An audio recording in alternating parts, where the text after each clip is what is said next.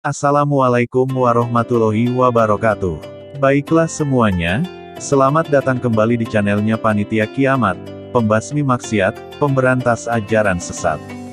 Setelah part 4 rilis, tentang keistimewaan bulan Ramadan, kini, kita akan bahas peristiwa-peristiwa bersejarah yang terjadi di bulan Ramadan.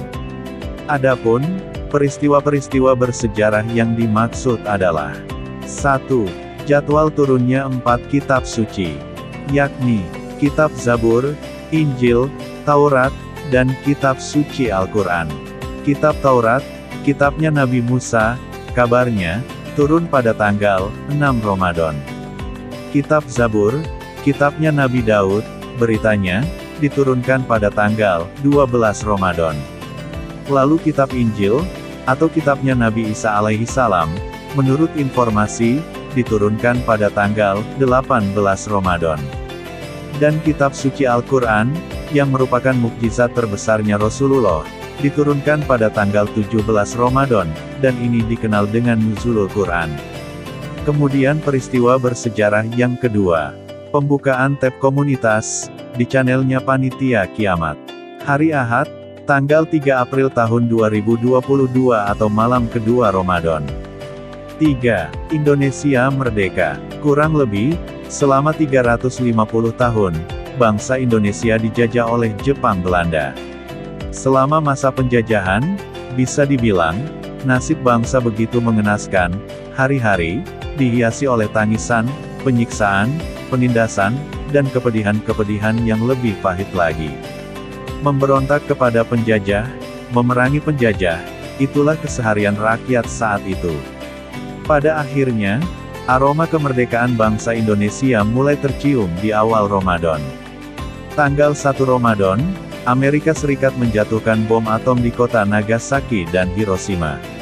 Akibat ledakan itu, kurang lebih 129.000 jiwa yang berada di lokasi pengeboman, tewas.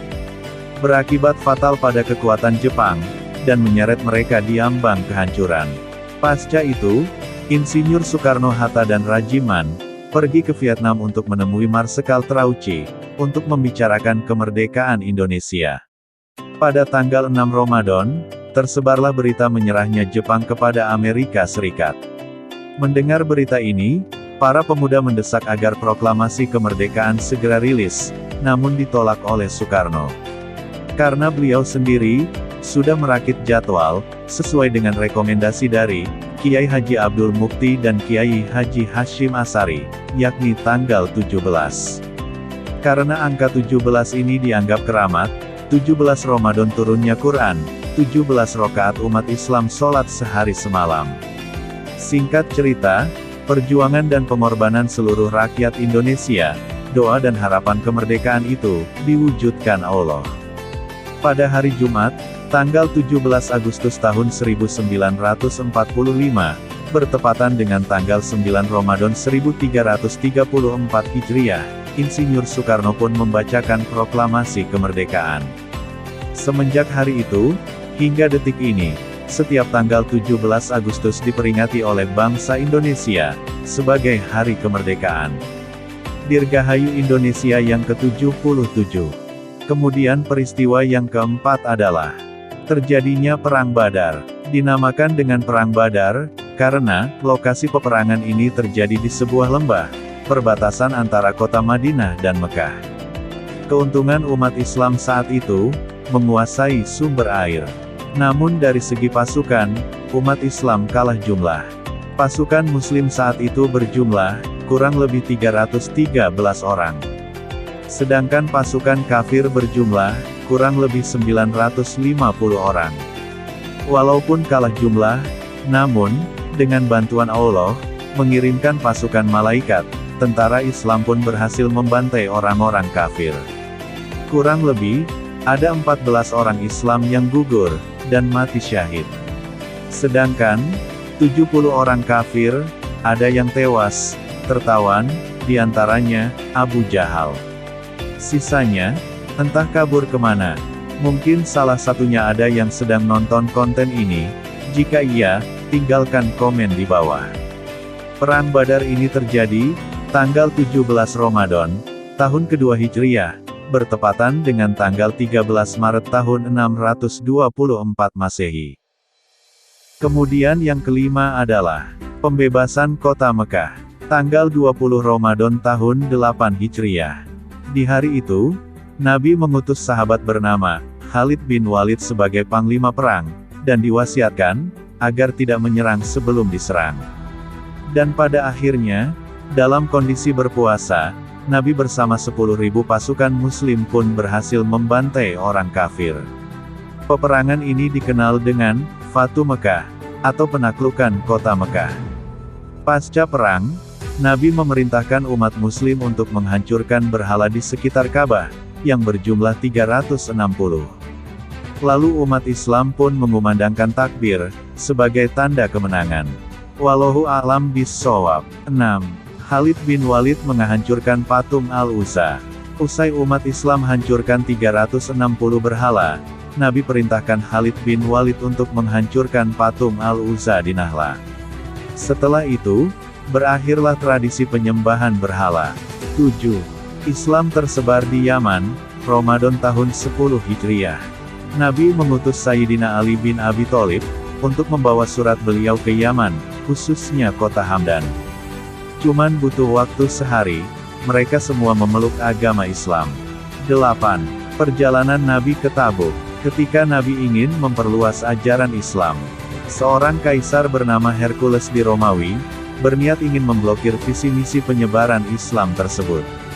Mendengar berita ini, akhirnya Nabi membawa 30.000 pasukan dan memerangi pemerintahan Hercules.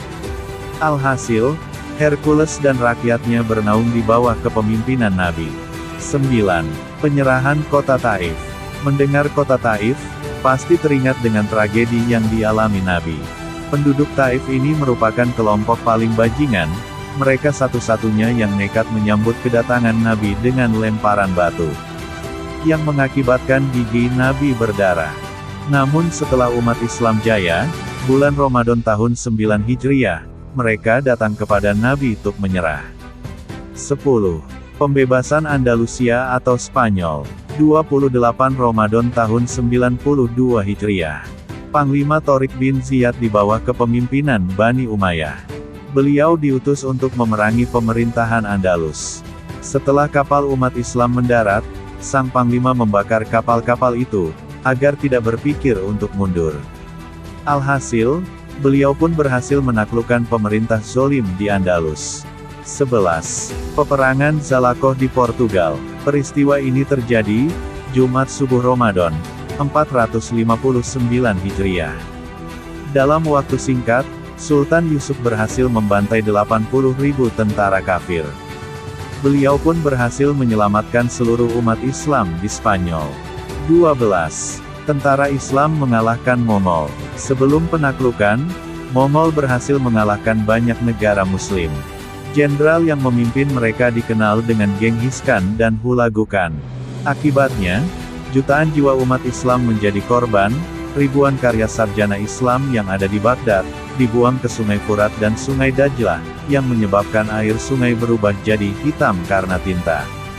Pada tanggal 15 Ramadan, 658 Hijriah, dengan dipimpin oleh Sultan Qutus, umat Islam pun melancarkan serangan balik, dan berhasil menaklukkan kaum musyrikin. Wallahu a'lam bis-shawab. Baiklah semuanya, inilah beberapa rangkuman peristiwa-peristiwa besar yang terjadi di bulan Ramadan. Semoga bermanfaat.